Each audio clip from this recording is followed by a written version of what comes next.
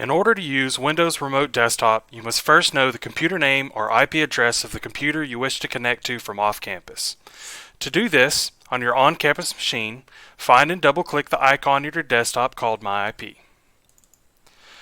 This will give you the computer name and IP address you will need to complete the next step. To connect to your on-campus computer from off-campus, first ensure that you're connected to the VPN. To do this, you can find the Global Protect icon in the System tray,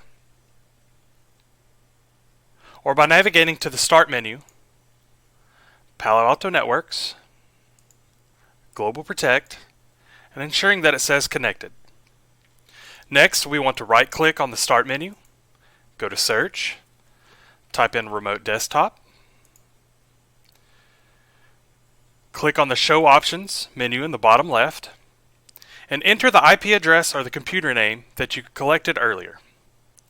You want to ensure that the username is SFASU/your MySFA username.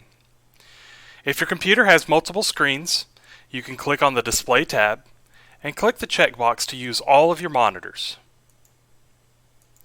Once you've ensured that your IP address, computer name, and MySFA username are all correct, click to connect.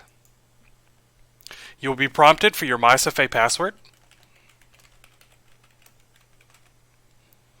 and you will accept the security warning.